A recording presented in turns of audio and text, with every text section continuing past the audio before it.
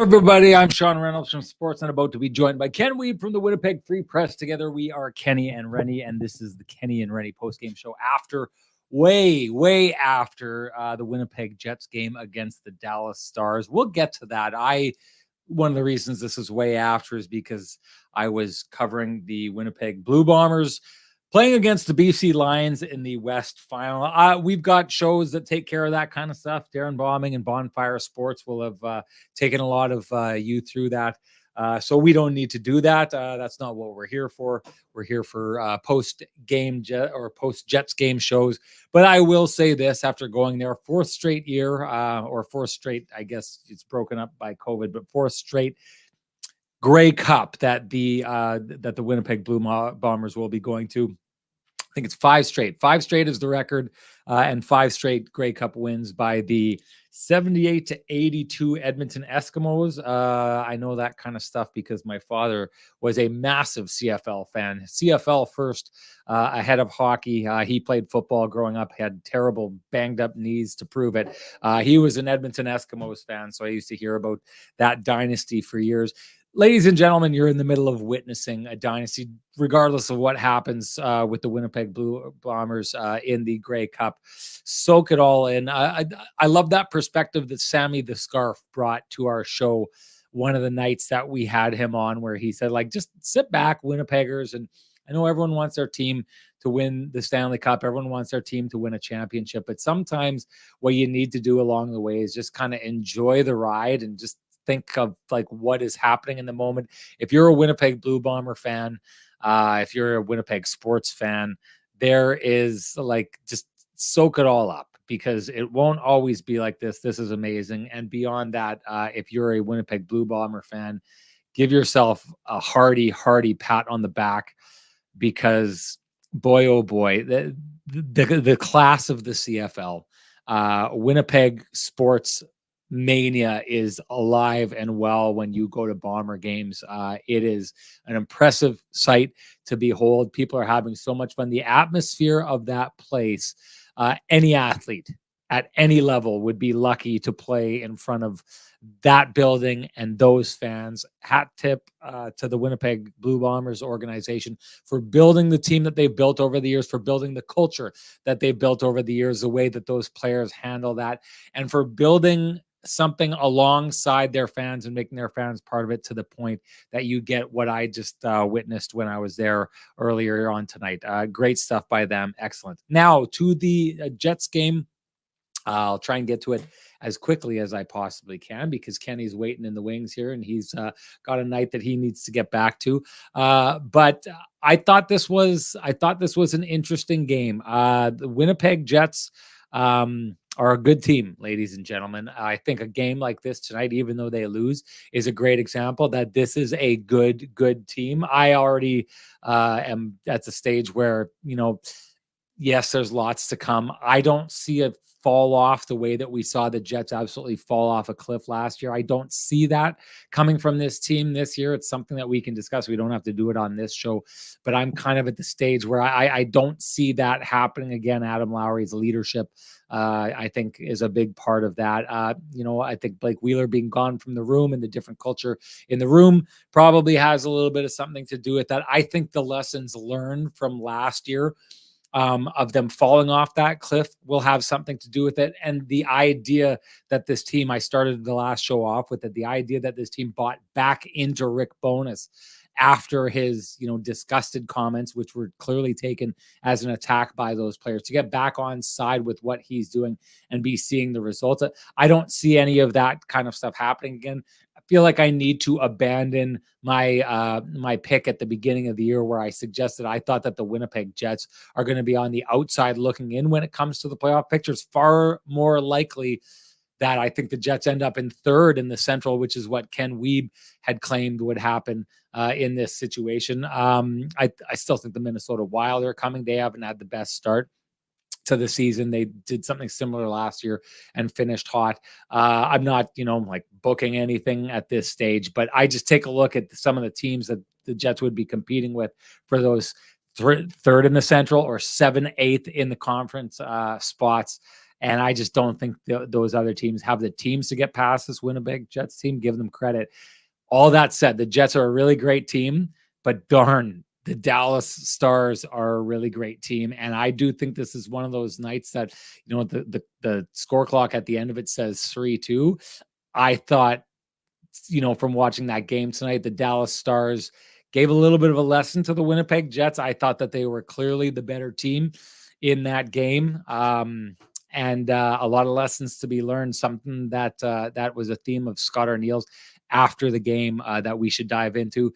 And you know me, if I want to dive into something, I want to do it with the man with the best music in the business. So it's time to bring him in here, everybody. Let's bring in Kenny.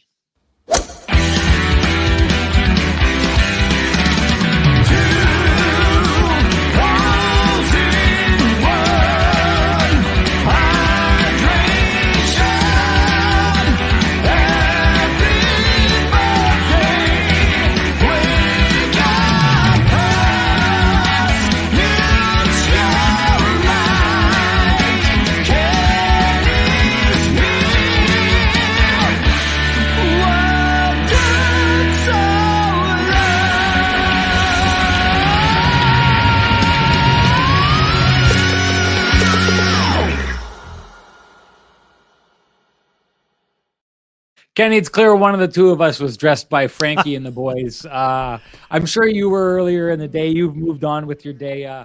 I'm just jumping out of the work train that was going on there. So just good to see the role of Superman today. Just playing the role of Superman today. There you go, jumping around wherever I'm needed. It's yeah. Our job is a very important job, no doubt, to the degree I'd be Superman. But I'll tell you this, I look as good as Superman thanks to Frankie and the boys down at Vittorio Rossi. You want to look like a superhero or just like a regular Winnipeg-style hero, head on down to Corden Avenue, hop into Vittorio Rossi, loudly proclaim that Kenny and Renny sent you and ask for Frankie and the boys. They'll take care of you and have you looking like, well, darn super, I guess, is the theme that we've been running with right here. Ken, good to see you here. I'm going to say this right now and point it out because it's been a topic of conversation before. Ken's wearing the poppy. I'm not wearing it because I know that there's like a discussion on whether like at 11 o'clock you're supposed to stop wearing it. I don't know what's right here, Ken. So what I think we can do here is you can wear it to make sure that the people who 50-50, we've got it covered, feel respected. I'll take it off. So if there's the people out there who are saying that's not the way to do it, I'll do it that way. That way we can make sure we both have it covered off, and the folks who care that deeply about it will only be offended by one of us in that situation. But well, I know we used to only do 11:11, but here was my signal today, Sean. At the game, during the pregame, before the anthem, the veterans that were honored were wearing it. So I think you're good until midnight. So but here, let's cover it off this way. Some folks are only going to be watching or listening in the morning. So I mean, it's tough to touch all the bases here, but regardless, good job getting to both events. I mean, I did that 2 years ago, and the West Final was on December 5th. Bombers beat the Riders, and then the Jets were playing the Leafs, and it was just an awesome December 5th game. Fun day to get to both. It sounded like, obviously I was writing for the majority of the first quarter and a half, listened to the second quarter on my drive home, and watched the entire second half. And yeah, fun atmosphere. Sounded like it. Just a quick one, Sean. What was the atmosphere like in the stadium? It sounded pretty loud on TV. Just like people should be happy to be a part of something like that, right? Like you should walk away from that game, and then when you're 80 years old and you're talking to your kids about the Bombers and what they're doing there, you should say, well, hey, I was at the 2023 Western Final when that place was absolutely packed and guys were rocking no shirts in the cold, and it was absolutely. I ran into the TSN crew, Dan and your old roommate and your old college roommate, and Kevin Sawyer. Kevin Sawyer and I walked in together. We didn't have our credentials, and because we were late coming from the game, they weren't going to allow us in because the credential guy had already moved down to the field. So I sweet talked our way in there, the two of us. It was great. He went to the Rum Hut to enjoy the game. I went upstairs to work and jealously peered down at the Rum Hut after that. But just like, again, hat tip to Winnipeg as a sports community, the Bombers, and hat tip to the Bombers for the connection they've made with their fans. Yep. The BC Lions talked about it afterwards. Like, it's a good, he's proud that the CFL has a market that has fans like this. And he gave a nod, no doubt, to the BC Lions fans. But let's be serious here. The Winnipeg Blue Bomber fans are the best fans in the entire CFL. They are rabid. They affect the outcome of games. And what a fun atmosphere.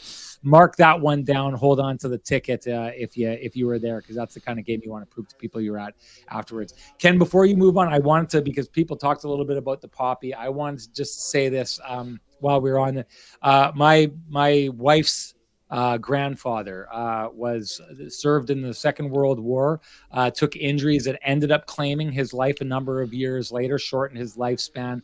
My father-in-law is a very, like kind of a war historian because of it, because you can tell his life was affected by that. So you look around, I'm in a family that was affected by the war. My father-in-law, having lost his father as a very young man because of that, is an example of that. My grandfather, Herb Poyser from Roblin, Manitoba, also served in the Second World War. He was shot in France, injured. And I always kind of try and, such a different time back then, Ken, the communication was so off back then that my grandfather was shot, and my great-great-grandmother, who I met when I was very, very young, I knew her when I was like 4 or 5, and the one thing that I remember is that she was absolutely what's the term, like her mind was gone. Her mind was absolutely gone, right? Like, she was age had caught up with her, but she was funny, and she was definitely a little quirky out of it. But she got a what do you call them? Like what were the correspondence back then? You'd rip it open, a letter, but a telegram. She got a telegram. Yes, there you go. Better, yeah. From official from the Canadian government that said to her, "Your son's been shot. We don't know what kind of shape he's in. We have no more information." It was 3 more weeks before she found out that he was still alive and that he was going to make it through it and be okay. My grandfather lived to be 90, always carried the war with him, didn't like to talk about it. I don't know if I've talked about it on this show before, but I'm the proud offspring down the line of someone who served in the war, who was shot in the line of duty and injured very, very seriously in doing so. So when we wear the Poppy, I definitely do so with the utmost respect and try to make sure that I'm showing that off. I know what our Canadian history is and the role that those veterans played. So I want to make sure that regardless of what we're talking about with me not wearing it, thinking it's supposed to go on and you wearing it, Ken, we try to do it to make sure that we are absolutely honoring the people that came before us and the people who did these kind of things. Because, I think of my great grandmother and like all the mothers out there and the fathers who saw their sons go off to war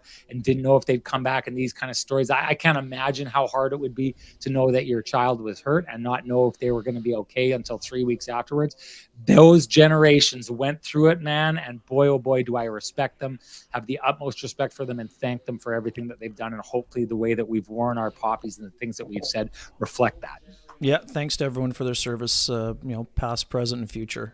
Pretty simple. We live in a great country, and we're fortunate to have the freedom that we do because of all those who have served and are serving. So thank you definitely for your service. So no, yes, Ken, sorry to put you in that spot. It's okay. But can we transition from that and you get into what you saw from the game here tonight? Sure. Yeah, great sports day all around. I would say that, as you mentioned, I think the biggest thing that we take out of today's hockey game is that there was a lesson already learned. Brendan Dillon talked about it. It wasn't just Scott O'Neill.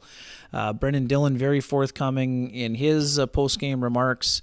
Sean, especially, to the question that you asked him, and later on, I thought that whole thing about not wanting to kind of get caught in the trap in a game that your patience is definitely tested by the opponent. We know that the Dallas Stars play a quite suffocating style. They're very stingy defensively. They don't give up a lot. They don't give up a lot on the rush. Puck management is so incredibly important against a team like that. Obviously, special teams were the difference maker today. I think that's a game where, people will be disappointed, but In a measuring stick type of game, to go toe-to-toe with the team that's leading the Central Division is an important step for the Jets. I think it was easy to identify some of the areas of improvement.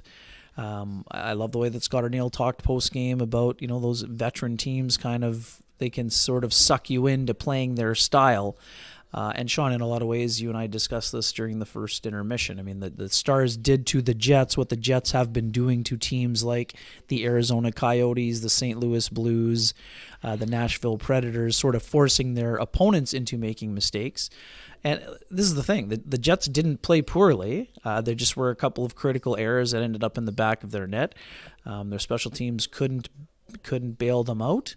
And on another night, Connor Hellebuyck was human again today. He wasn't all-world Connor Hellebuyck. This is, again, not pinning this on the goaltending, but, Connor just played okay. He didn't play great. And that's a game where the Jets were facing their opponent's backup, and they didn't get the win. So, that's going to go down as a bit of a missed opportunity, but it's something that they will be able to take forward with them. I love the way that Cole Perfetti, I don't want to spend too much time at the buffet on this topic, but we'll come back to it, Sean. The maturity level of Cole Perfetti is simply something to behold. His answer to my question about what happened on the shorthanded goal was absolutely remarkable for someone with so little NHL experience. And again, when I asked that question, and just so that people know, I'm not pointing the finger at Cole, but Cole's the only one who can describe what happened in that scenario when Jamie Benn and Wyatt Johnston are converging on him, and his ability to process what happened in the moment and to already know what he would do next time is incredible maturity for a player at his age.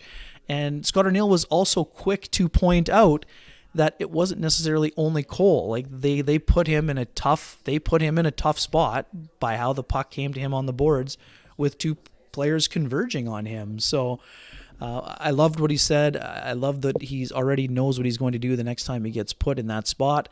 And they'll go from there. Larry, Connor Hellebuyck needs to play better. This is what I'm saying. That's no one's trying to pretend like that's not the case. He's not an $8.5 million player today. That's not what he's making this year. I understand what you're saying.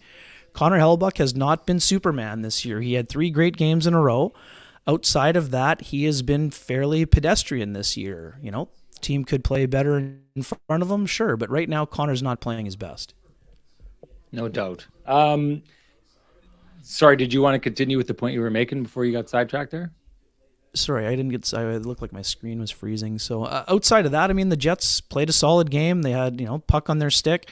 And Scott Wedgwood made an outstanding save on Vladislav Nemesnikov. Sean, shorthanded, Morgan Barron makes a mad dash down the right wing. That's a play that if it's converted, that's a tie hockey game, right? But you give Scott Wedgwood credit. He makes the big save there.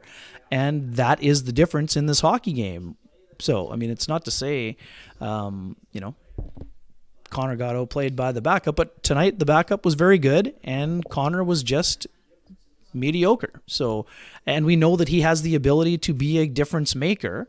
That is the difference. The Stars were better defensively than the Jets, but, right now, I don't think that we're speaking out of school here. Connor needs to play better. His save percentage is still sub 900. This is a guy who is a Vezina caliber goaltender.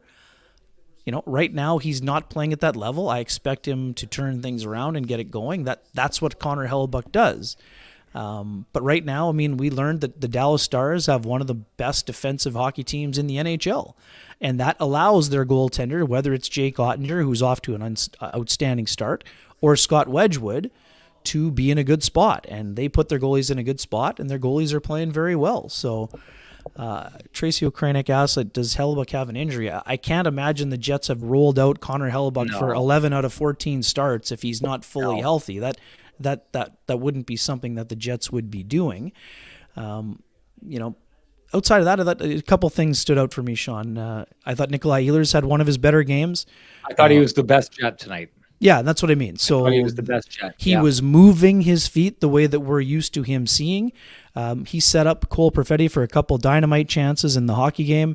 I really liked his, ability to get his, feet moving with the puck and his stick. He does things at speed that are impressive. And today he was doing those things that we're used to seeing. I thought that, Mark Scheifele's line was out there on the ice for the Brendan Dillon goal, which was his 4th in 4 games. Did they play as great as they would when they put up 10 points in consecutive games? No, but you can't count on the Jets to do that every night. And I think that their ability to learn, what it's going to take to play against teams like Dallas, like Vegas, like the LA Kings, if you want to be in that weight class, you're going to have to improve certain parts of your game. And right now the Jets know what those things are. I love that Scott O'Neill pointed this out at the podium, Sean. They've twice against Vegas, once against LA, once against Dallas. You're not getting into a run and gun game against them. It's not going to be a track meet. So that means you're going to have to dig in. And I thought the Jets did a way better job of digging in the second and third periods, and they made it a good hockey game. I mean, this was not a dominant performance by the Dallas Stars where they ground the Jets into the ice and squeezed them into submission. But they did do what they do, and they made it hard on the Jets, and ultimately the Jets fell one game short. So it's a valuable lesson for them. They've had 2 regulation losses in 10 games, so. The folks going wild saying, oh, the Jets can't play with these top teams, that's simply not true.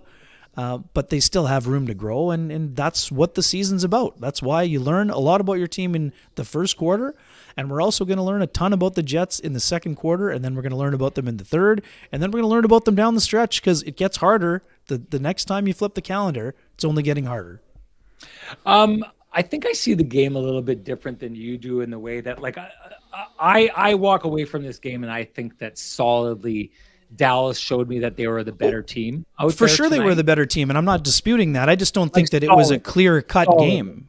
I do think it was a clear-cut game. Oh. I take a look at this situation. It was 3-1. I don't really think that Dallas walked in and played their A game, right? I don't think they never really looked tired to me. They never really looked like they were overly stressed. They were up 3-1. A lot of situations the one thing I take a look at in this game is, and the one thing that I may be a little bit concerned about if I'm the Winnipeg Jets. So what happened to the Jets tonight is the Jets usually try to pressure the other team, and they've broken a lot of teams doing that. Scott O'Neill talked about it after the game, the younger teams, right? That led to run and gun a little bit. Those are the teams that the Jets have been breaking. Then they ran into a team tonight that was kind of doing back to them what the Jets do to other teams. I thought the Jets had a little bit of a problem with it, but I thought there was a bit of an evenness with the two teams in the way that they pressured. The difference between those teams, the way that I saw it, was Dallas generates their offense by getting in, grinding, finding tiny little passing lanes, and just constantly pushing the puck to the middle of the ice and then scoring. So I know someone was talking about how the Jets defense, they thought, had messed it up on that Duchesne goal, which was the power play goal. But you give a team enough chances to push the puck to the middle of the night, it's going to end up there. The Jets generated how they have for a lot of the year, mostly off the rush, right? We saw so many off the rush chances from that team. The one thing that I get concerned about with that is we know that off the rush chances start to disappear the closer you get to the playoffs. So the one thing I think about that is it felt like Dallas's offense was a more confident offense to me. And yet, despite the fact they ground so well, I feel like the Dallas, now I'm not saying the Winnipeg Jets played their best game. I just think that if you play that game, 10 more times, I think the Dallas Stars win that game 9 out of 10 times, right? Most games it can switch and it can go the other way. I don't see this as a game that the Jet, that seeing eye puck, it's a nice shot. Scott Wedgwood doesn't see it. It goes in because there's traffic in front of the net. So that gets them close. But to me, this is a score effects game towards the end of it. You could see that the Dallas Stars were willing to sit back and just toss the puck down the ice over and over. But, anyone who just looks and says, oh, well, the difference is the real Winnipeg Jets showed up in the third period. And that, that game goes another period, they're going to win that. That's a score effects game, and Jets fans should get that because everyone's always asking, well, why did the Winnipeg Jets blow their lead against the New York Rangers? Why did they blow that lead against the Montreal Canadiens? And we have people in the show asking all the time, why are the Jets blowing leads like this? Well, it's score effects. What happens is the other team abandons their defensive style of game and pours everything on. The Jets are really good when they do that, right? But the Jets had an entire period of pouring it on where the Dallas Stars were sitting back. So yeah, at one point in that game, when those two teams were playing their style of game, the Dallas Stars were up in the game, they were getting more chances, and they were grossly out shooting the Winnipeg Jets. The final tally is 33 shots to 30 for the Winnipeg Jets, which I think is going to tempt some people to say, in the end, the Jets were the better team. The Jets had to push, had to go all out in a way that they would not have were it a 1-1 game. So to me, that's a score effects game, the same as it was a score effects game that the Montreal Canadiens got back in it against the Winnipeg Jets. So I don't think you can have it both ways. Like the Jets lost those games, and people want to be upset with them blowing leads. Well, you blow leads because the other team abandons everything, and sometimes they come back and win. Other times what happens is it's a game like the St. Louis Blues or the Nashville Predators where they kind of abandon their defensive structure and try and push back. And those are the games that if they don't get over the hump, they get broken. It ends up being a 6-3 win or a 5-2 win, right? But if it works, it ends up they come back and they beat the Jets in overtime, since we've seen that before. The third period is, to me, not a reflection of what these two teams' games look like. And so my takeaway from that is the Dallas Stars walked in with their game. The Winnipeg Jets walked in with their game. The Winnipeg Jets were so used to just overwhelming these young up-and-coming run-and-gun teams, like Scott Arniel had said after the game, and they ran into a team that was like, we're going to do it right back to you. And I think the Dallas Stars were better able to handle the situation than the Winnipeg Jets were in this game. They looked like a more mature team to me in that situation. So I don't look at this as being like as even a game as the score suggests. To me, the Dallas Stars were going to win this game one way or another tonight. It didn't ever look like it was in question to me. Yeah, I mean, for me, special teams was the separator. At 5-on-5, the game was pretty even. Now, do I think that Dallas was in fair control? Sure. But, I mean, 5-on-5, high danger chances were 5-4 Jets. Expected goals were similar. I do agree that I think Dallas did a better job of playing its style, but I don't think that the Jets got ran out of the rink by any stretch. And I know you didn't say that. I just think there was a confidence to Dallas's game that isn't there yet in the Jets game. I don't think it's hard for the Jets to get there. I just think that there is a solidness in their game with the Dallas Stars that it maybe exposed a little bit the Winnipeg Jets, especially at the start of the game there. That second period push that we're usually used to from the Winnipeg Jets, where they come out in the second period and run over, that didn't materialize tonight. I think that just got snuffed out. Like I guess another way to put this is, those long stretches of the game where the Jets just absolutely roll over the other team and the other team looks hopeless. Like that wasn't happening tonight. And even when they made their push in the last 10 minutes of the game, you could see every once in a while Dallas would bring it down and they control it. And they're not trying to outskill the Jets at that point. They're just calmly getting the puck down the ice and floating it down. The Jets ran into something they other than, I guess, it was brought up, other than that LA Kings game. And I don't think it was quite the same in the Vegas Golden Knights games, but Scott Arniel sees it that way. But I feel like the Jets ran into something tonight that they weren't running into against the Arizona Coyotes or the St. Louis Blues or the Nashville Predators. Yeah, I mean, I just would counter that the Jets, even though I agree, Dallas played its style better, but it's not like, Connor, it wasn't leading to chances. They weren't getting peppered in that situation. For me, this is the Jets made a critical error on a turnover on a, goal by Wyatt Johnson shorthanded, and, the first goal by Harley. I didn't like the way that Hellebuyck played it. He didn't get reset. He was kind of down on the initial shot by Suter. He didn't really get reset. And the power play goal by Duchesne is a brilliant pass by Wyatt Johnston, but the goal comes basically with 1 second and the penalty to Brendan Dillon. And Sean, I've looked at the replay 5 or 6 times. They had 4 guys surrounding him. None of them were covering Matt Duchesne. I think that's why Scott Arniel was so disappointed. Of course, you tip your hat to the pass. The pass is brilliant on the back end by Johnston. But one of those 4 guys has to have Matt Duchesne's stick. You could have thrown a blanket around the 4 penalty killers, and that's just a breakdown in structure that can't happen. So it wasn't like they were peppering him that entire power play and they just finally overwhelmed them and got one. I think, honestly, the Stars were just a little bit more opportunistic than the Jets in this game. Jets did some good things well. important goal by Cole Perfetti, getting to the net, extending his personal point streak to 6 games.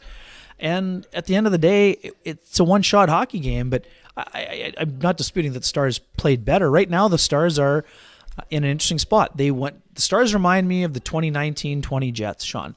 And I talked with Peter DeBoer yesterday after the Stars practiced in town, and he talked about the fact that this team is rolling out of the gate in first place in the Central, and he called their game entitled.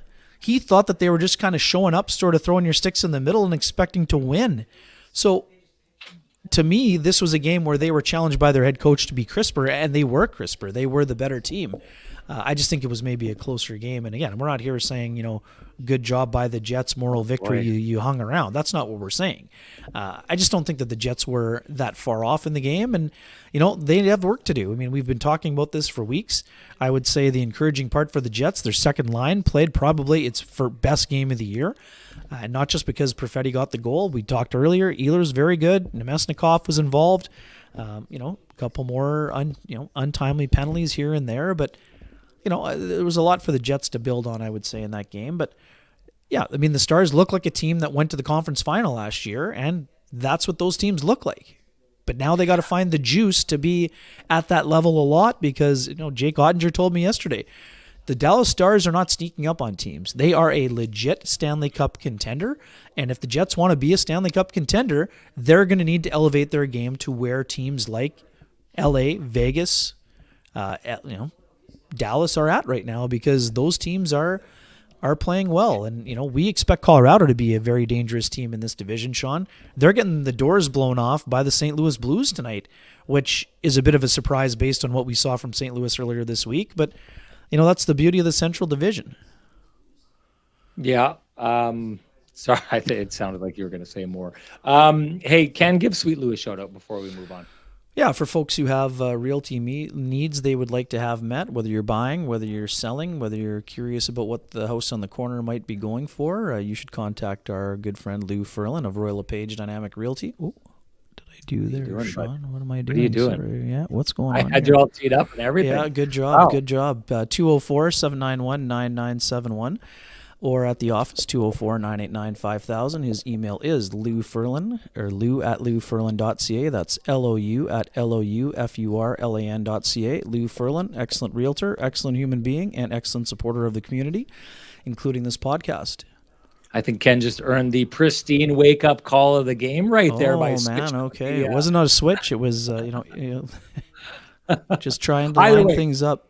You earned it. I'm handing it over to you. Okay, well. Pristine roofing, wake up at the game. Because I'll be honest. Little frisky after a doubleheader today. Hey, a little frisky today after a doubleheader. I was looking for an example in the game. I couldn't come up with something where it was just like, man, what are you doing? And that moment is it for me right there. That's all I needed. I smelled blood in the water and I pounced on it. So, hey, if not blood in the water, but if you're seeing water in your eaves troughs or not in your eaves troughs or leaking into the roof, all those different kind of things, you know what to do. Give North End Rick the pristine wake-up call, 1-204-981-6289. You all know North End Rick. You see him in the chat room. He's the guy you call to get pristine roofing down there to take a look at all your roofing, siding, and exterior needs. If you don't want to call North End Rick, or if you feel bad about waking him up right now at 11:03 at night, you shouldn't. But if you do, you can always call Pristine Roofing during business hours at 1-204-237-7663. I wanted to go through one of the things that we like to do in this podcast is kind of give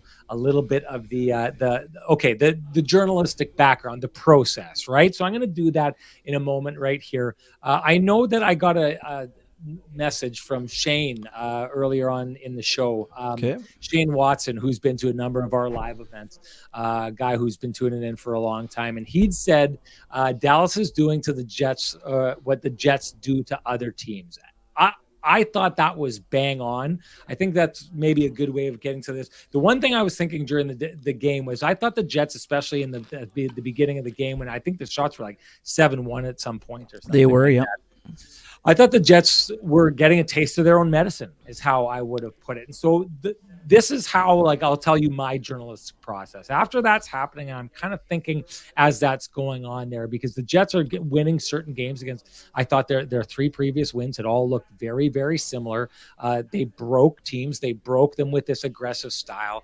And they weren't able to get that sustained aggression against this team here tonight. And I thought, the Jets were feeling for good swaths of that game, the way the Jets had made other teams feel. So I'd gone and I'd asked Scott Arniel about that. And so this is the process. I mean, I see that, and who's the guy to go talk to about it? I don't necessarily think it's the players. You go to the coach and you ask him about that. And I wondered if there wasn't a little bit of a, hey, let's call this the Pristine Roofing wake-up call. I don't think it's drastic, but I do think there was a little bit to the Jets here tonight that, hey, how you've been doing this to other teams and just carrying the momentum of games the way that they were. You can't expect to go through the entire season doing that, right? You can't be that team that's just steamrolling teams nonstop.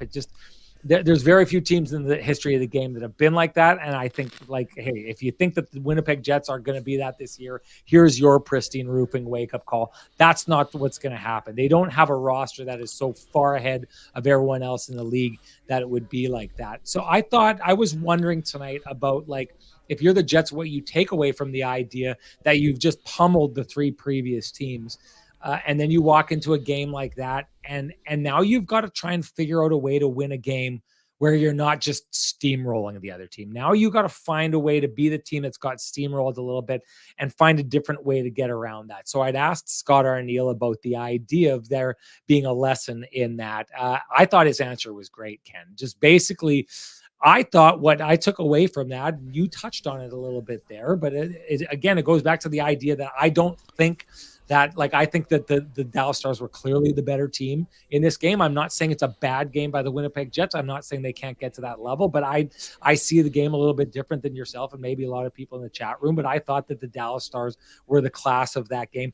I thought by his comments that Scott Arniel thought the same thing, and that Scott Arniel talked about this game, but also the two games against the Vegas Golden Knights, and of course that game against the LA Kings, where the Jets there's a lesson to be learned in that, right? Like, those are games you're going against those teams where Scott Arniel, and this is the heart of it, I think. Scott Arniel says, like, that team is not going to just let you play your game, right? The Arizona Coyotes at some point just allowed the Winnipeg Jets, or couldn't stop the Winnipeg Jets from playing their game. I thought the same thing has happened in the two games against St. Louis. I thought that happened against Nashville as well. I think it's happened in a number of the Jets wins this year, and even a couple of their losses.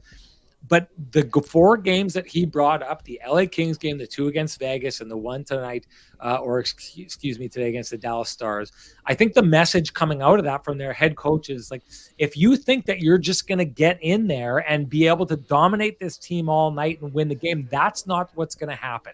This team is too good. They will not allow you to do that. Now, that doesn't mean we can't beat them.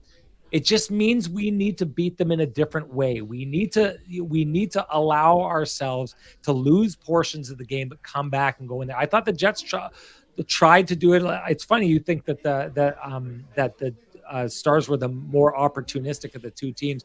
I thought the Stars were fairly consistent in the chances they generated and in the way they generated their chances.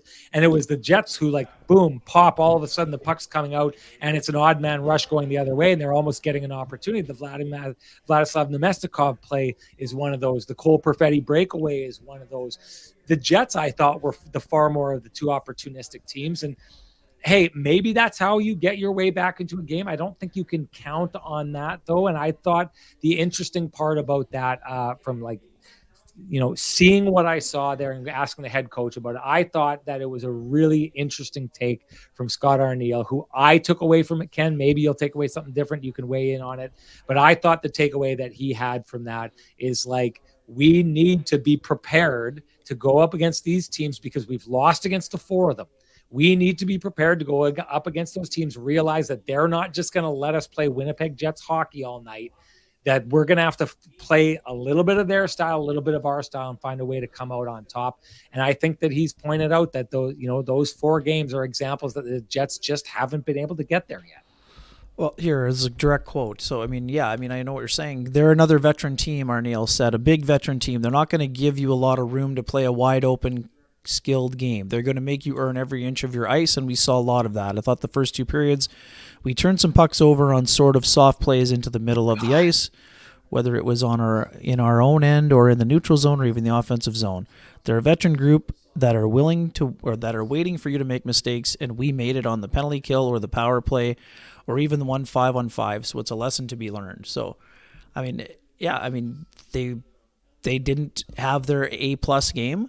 That's the kind of playoff game that teams will have to learn how to win if they want to go 4 rounds, let alone 1 round. So, lessons to be learned. But I mean, all I mean is I just didn't see the Stars peppering Connor Hellebuck because I don't have a ton of great options in terms of save of the game. So, anyways, it was a fun hockey game to watch. The first period was a bit flat. Both teams, it was, like you said, wide disparity for the Stars. A lot of that was on the power play. The Jets got their own power play, and all of a sudden the shots were even. So, second period, Stars took advantage of a couple of important opportunities after kind of, they just sort of willed their way into being a better team. But I mean, I didn't think it was they didn't mop the Jets or anything. And I know that's not what you're saying. They just played a steady game, and the Jets made a couple of mistakes that hurt them. And those are the things that they are going to need to clean up. And those are the things that they'll have to clean up as they continue to move along. Because, Tuesday they're playing another good team. They're playing the New Jersey Devils.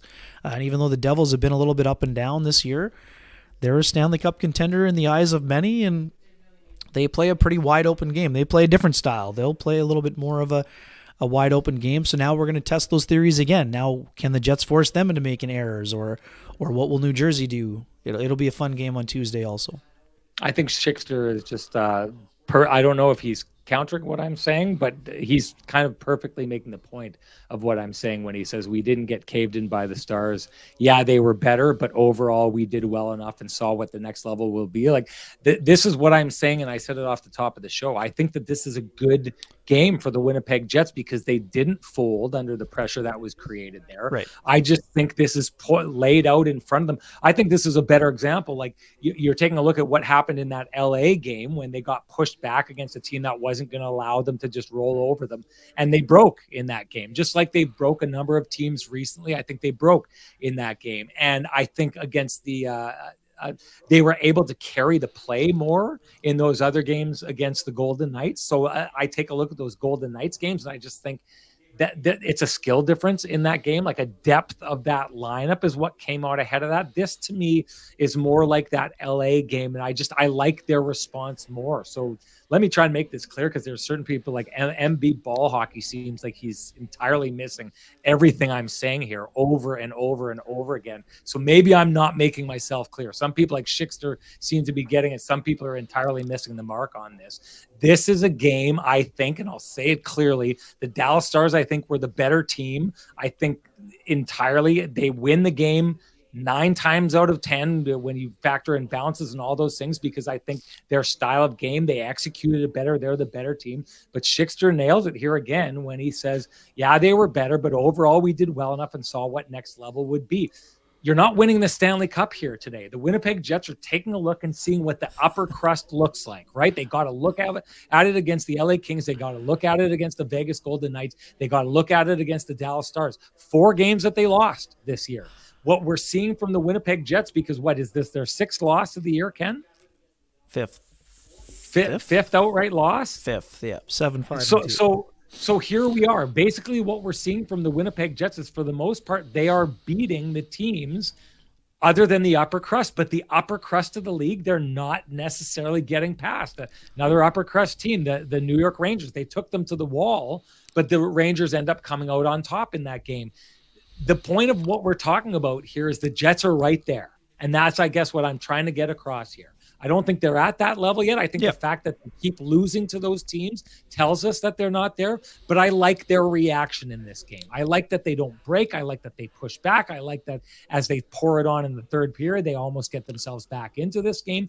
But I think the important part about this game is it's a benchmark that they're looking at. This is a measuring stick game, and they're not quite tall enough to ride the ride yet. but they are right there, and they're looking at themselves and they're thinking, drink a little bit more milk and I'm going to be right there. I think this is a game to be happy with if you're the Winnipeg Jets, but I think it's also a game that they need to seriously take a look at themselves and say, we're not quite that level yet, but we're not far off. And there's a lot of growing to be done out of this season. I think you walk away from this game and there's a lot of tape out of that you can take. There's a lot of learning to be done. I think this is a good day for the Winnipeg Jets, even though it's a loss against a team that they're chasing. Hey, the Jets would have jumped into first place in the Central Division today if they would have won that game. So you can look at this and be shattered by that, or you could look at this and say it's a good stepping stone on the way to doing something special if that's what they're trying to do. Ken, let's touch on Brendan Dillon, his offense, and why Brendan Dillon's offense, 4 goals in his last 4 games, isn't necessarily a fluke or just a case of the puck going in the net. Yeah, I mean, Brendan Dillon was, showing off his trademark sense of humor. When I asked him about the scoring in different ways, you have Big Clapper the other day against Carol Vejmelka. Today of the seeing eye dog, as Scott O'Neill called it, the point shot through traffic. Great job by Alex Iafallo in front of the net. But Scott O'Neill said it pretty simply. He said, you can't just get the puck on your stick and play it like a hot potato, essentially, is what he was saying. Don't just dump it down low. Try to be part. We ask you to be part of the defense in the defensive structure. We ask you to be part of the breakout. So be part of the offense. Show me that you can do something to contribute, whether that's coming off the wall and getting a quick shot off or getting off a big slapper to try to create chaos. Brendan Dillon's not going to be the kind of guy who's, using his speed and skating ability like Josh Morrissey to get involved and to have 9 shot attempts in the game like he had today. But Brendan Dillon knows what he can do offensively, even though he's usually been the support guy on his pairing in terms of being the defensive conscience and, chipping in offensively when you can. And Brendan Dillon's not going to just start cheating for offense because he's got 4 goals in the last 4 games here. But he is showing that he can contribute offensively, much like you touched on it with Scott O'Neill after the game, much like Dylan DeMello last year, finding a way to contribute his best offensive season. When you're encouraged by a coach to get involved, it allows the players to have a little bit more freedom and to not be worried if you do get involved offensively and maybe something happens going the other way. I loved what I'm seeing from Brendan Dillon, and we both talked about it. He had kind of a bit of an uneven start to the season. He seems to be settled in right now. He's been very physical. This was another game, Sean, where Brendan Dillon had 5 hits, 2 shots on net, 14:47 of ice time. I thought he was pretty solid again out there today. So I like what I'm seeing from him. The defense core as a whole, I think there are definitely signs of improvement. But right now, we saw, again, just in terms of what the Jets are trying to get to, Sean, Yanni Hakanpää is a very physical force out there for the Dallas Stars. Good penalty killer, leans on you. If you go to the net, you're going to pay. Miro Heiskanen, I think he's back in that Norris conversation. Didn't have his best game today. Still played 27 minutes, 22 seconds, had 6 shot attempts. One of the best defensive skaters in the NHL. So, but the Jets are trying to get to that level as a defense core. It'll be interesting to see if they can get there. I've seen them take some strides, but they're still going to need to be better as a 5-man unit. Not the 6 defensemen, but they'll have to improve their games also. But I like what I'm seeing from the defense core as a whole. Brendan Dillon's doing an excellent job on that front. Obviously, Josh Morrissey is leading the charge back there like usual. 5 shots on goal, 9 attempts today. But it's not just Josh Morrissey and Neil Pionk chipping in offensively. It's sort of the group by committee. And that's what the Jets are going to need because they needed more offense from the defense. It was a priority for Rick Bowness and his coaching staff when he got the job, and they've proven to be able to take their game to another level. I love what's happened here with the coaching staff, and you touched a little bit on it there. The idea of you need to help. You can't just be a dead spot in the offensive zone and how that's creating things.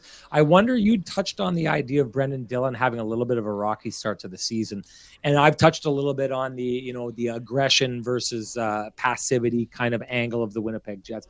I'm wondering if what we are seeing Brendan Dillon do, because the Dylan DeMello last year, where he had a career best year offensively, and his mindset, he told me at a time, where I thought was really interesting, was like, listen, he knew Josh was going for it that year. He knew Josh was trying to turn himself into one of the top 10 defensemen in the NHL and get the puck down. He said, one defenseman can't do that alone. If your partner is going to be a high scoring defenseman, you have to contribute to that. So you have to make sure that the defense is respecting you enough to try and take away your shots and your scoring opportunities, that it opens up ice for the guy beside you. So it seems like Josh, better than anyone on the Winnipeg Jets, got the memo last year that the coaching staff wanted the defense to get more involved. I think by extension of that, Dylan DeMello got it as well.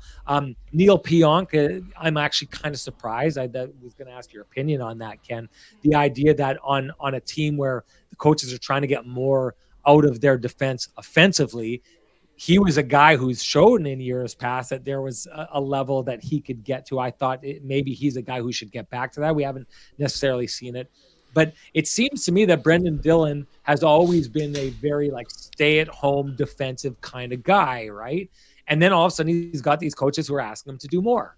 And I think it's finally this year he kind of is clicking into that. And I wonder if what we were seeing for the first 10 games for him, where he was a little bit up and down, was the first actual road test in the NHL at NHL speed of him trying out his offensive game and maybe getting caught in a couple of spots, but learning as he got caught in a couple of spots. So he's got to the point now where he's finding it offensively. I asked him that question that way to say, listen, you may just want to say that puck had eyes tonight, and yes, the puck's going in the net for you, but he'd created a really good opportunity for himself earlier in the game that Scott Wedgwood made a great save. So he's getting opportunities. One goes in, and these last 3 games that he's played, it's not like he's scoring on every single chance he gets. He's getting great opportunities that he's getting stopped on as well. This isn't a fluke. This is Brendan Dillon has gone out and found a way to create offense for himself that I don't think he's really done before this in his career. That comes from a coaching staff that has wanted to open up offense for its forwards by having more offense coming from the defense. And I just think it's fascinating. If you would have said 2 years ago that Rick Bowness was going to come in and his coaching staff, and they were going to turn Brendan Dillon and Dylan DeMello into more offensive defensemen, these guys are 2 of the most defensive guys in the entire NHL who've made their careers off just being steady and capable on the back end. Round of applause to the Winnipeg Jets coaching staff for their ability to transition and turn these players into more offensive versions of themselves. It's not easy to do, especially at this age in their career. A lot of times those players are who they are by that point.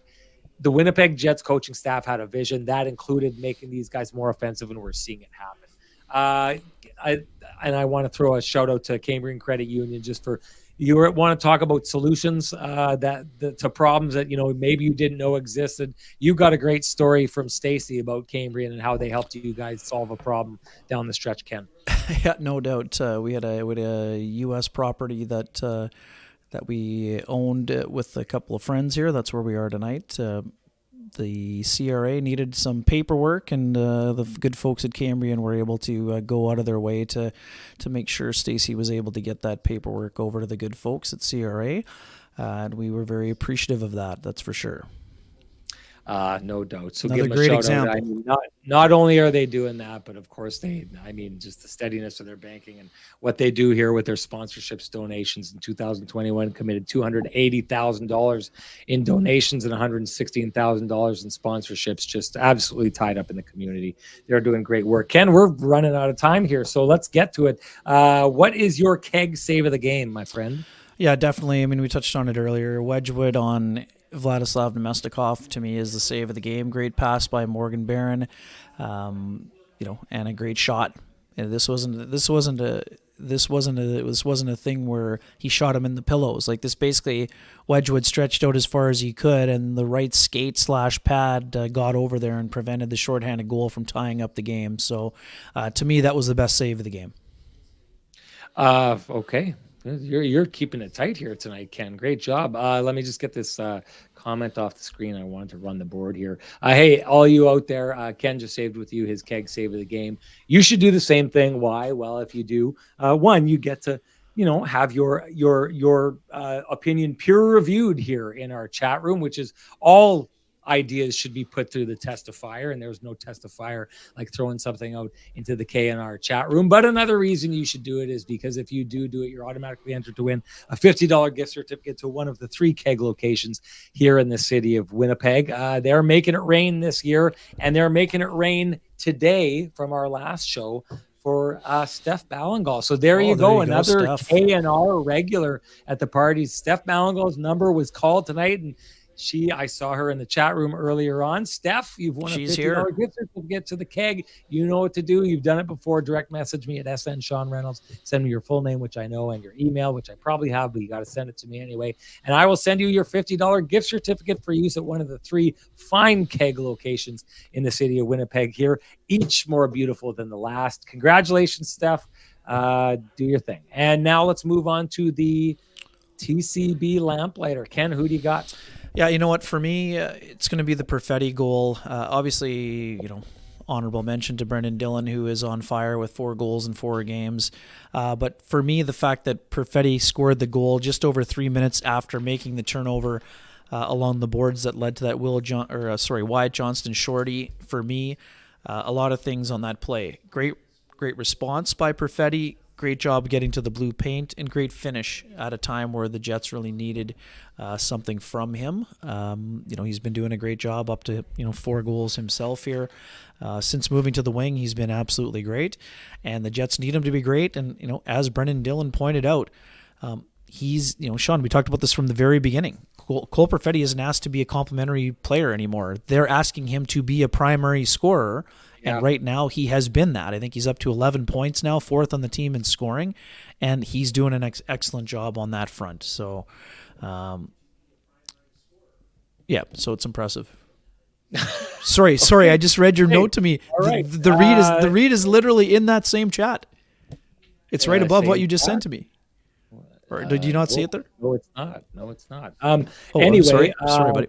Ken's point stopped like a car dropping an anchor in the middle of the road. Hey, I agree with it. Here's one of the reasons why both goals the Jets scored tonight are the result of chaos in front of the net. And it's funny you were talking about earlier on the goal that Duchesne scores and how there's 4 Jets surrounding him. You could throw a blanket on and none of them get him. The funny part about that is the drive to the middle by Vladdy Nemesnikov on that goal. All 4 of those Dallas Stars players throw all of their attention at him. So it's funny, the error that the Jets make is there's 4 guys around him and none of them get him. The error that the Dallas Stars make is there's 4 guys around him and all of them go for the same guy and leave Cole Perfetti wide open. Great play by again, Nicky Ehlers, who I thought was the best Winnipeg Jet tonight. That's a pass off the goaltender. Later on, it was said by Cole Perfetti that, Wedgwood had been giving up rebounds so that he was expecting exactly what happened to happen there in that situation. But if you think about the Jets' other goal as well, Scott Wedgwood does not see that puck. It's a seeing eye puck, but it doesn't go in if Scott Wedgwood can see that puck. And he can't in front of the D-man because of the chaos that the Jets are creating in front. That's how you generate offense. I know I talked a little bit about it, and maybe you worry, or I worry a little bit about the fact that the Jets really seem to be a rush team, and that kind of disappears as the year goes on. The 2 goals they have tonight are an example. Yes, one of them is off the rush, but it does not get scored if the Jets aren't grinding to the front of the net the way they've been doing. So I agree with you. That, to me, is the TCB goal, the lamplighter of the night. Ken, all you out there, you know what to do now. You share with us your lamplighter of the game. You do so, and you will automatically be entered to win a frosty, delicious 8-pack of lamplighter amber ale. Ken, I went down to meet up with a friend today and got stopped by a fan of the show who was drinking a lamplighter, and he said frosty and delicious. It was his birthday. He wanted a picture. He threw it up. But I loved it. He said, I'm having a frosty, delicious lamplighter. So don't take my word for it. Take the guy whose birthday it was today. And I talked to him in the concourse and had a picture of he and his wife. Big fan of the show, Ken. He told me to say hi to you, so I'm doing that right now. But listen, sent me a note as well. Yeah, happy birthday. Happy birthday all around. Yep, good work. So anyways, if you can't wait for Ken and I to gift you your very own 8-pack of Frosty Delicious Lamplighter Amber Ale, brought to you by our friends at TransCanada Brewing Company, then go see them at TransCanada Brewing Company. Join them in their tap room where we will be hosting our Kenny and Renny December to Dismember, December to Remember, our Christmas/holiday party. It's going to be a blast. Want to see you down there at 11290 Kenniston, where you can go in between now and then, grab yourself an 8-pack of Lampy or any of the great delicious beers they have there. Pizza, Appies, everything's great. You know the deal. Head on down there. And now I'm proud to announce it's ladies' night here on KNR. We love to see that because the ladies who jump into the chat room, some of you guys in there, you're a ferocious group. So when the ladies come in there and start throwing elbows to make their way, we love to see it. So we love to see that Lynn Reimer is the winner of the Lampy, the Lamplighter from our last show. Congrats to her. You know what to do. Direct message me or Ken and send us your full name and your email address, and we will send you your very own voucher for a Frosty Delicious 8-pack of Lamplighter Amber Ale, brought to you, great job, Phyllis, brought to you by our friends at TransCanada Brewing Company. Thanks for that. Ken, before we go as well, to give me your Johnson Group Got You Covered play of the game. Yeah, I think Nino Niederreiter had an excellent blocked shot that I really appreciated, and you were thinking the exact same thing, but classic Renny fashion, you sent it to somebody other than me. Who did you actually send it to? So, did you ever figure that one out? I told you it was a friend of mine I went down to see. So he had just texted me. He's like, hey, come see me in the second intermission. So I did. And then after that, he made that play. And I was like, oh, Nino for sure has got you covered tonight here. And then you sent it back to me. And I was like, why are you sending me what I already sent you? And then I looked at you and realized I sent it to somebody else. But I love that we're getting that in real time. Yeah, exactly. People are fired up. We're sending out the Twitter, the tweets and all those different kind of things in real time when a play happens. And you're like, that's the Kenny and Renny Johnson Group OG got you covered play of the game. We love that kind of stuff. We appreciate you doing it. I know that our sponsors appreciate it as well. So big shout out to the Kenny and Renny OGs at Johnson Group. Do you have a small business in Canada? Well, look to Canada's #1 employee benefits plan, the Chambers Plan, to give you a competitive edge. Chambers Plan is the simple, stable, smart choice for over 30,000 businesses countrywide. Visit chamberplan.ca. And you can get all the details that you need there. Thanks to the Kenny and Renny OGs. That's probably it for us, Ken. We should get out of here. Thanks for everybody for showing up awesome here. I know it's a tricky thing to do for us to disappear from the game for so long, and I know a lot of people are celebrating what the Bombers do or did, so I really appreciate you showing up here. I wanted to bring this up here because she said it a couple times here, speaking of ladies night. Kim Sawchuk says, Rennie's relentless optimism is refreshing. I know Kim thought of me in years past as a little bit of a Debbie Downer when it comes to the Winnipeg Jets. And this year she seems to think that I'm very optimistic. Now, you have to ask yourself this question, Kim. Has Rennie changed and become optimistic? Or have the Winnipeg Jets changed and deserved Rennie's optimism? That's the question. Anyways, I leave you to ponder that. And the rest of you, I say to you, thank you so much for showing up. And I wanted to say, if you appreciate the conversations happening in this space, please appreciate the contributions and our sponsors because they are fighting to keep this conversation going in this space. For us, that's Vittorio Rossi, the Johnston Group, Cambrian Credit Union, Sweet Lou Furlan, Pristine Roofing, The Keg, and of course, TransCanada Brewing Company. Thank you to them. Thank you to all of you. We can't wait to do this all over again. Another big game coming up for the Winnipeg Jets as they welcome the somewhat banged up New Jersey Devils. Either way, it's going to be a good game, and we promise we'll put on a good show for you afterwards. Thank you, everybody. Enjoy the Bombers' victory, and enjoy the rest of your night.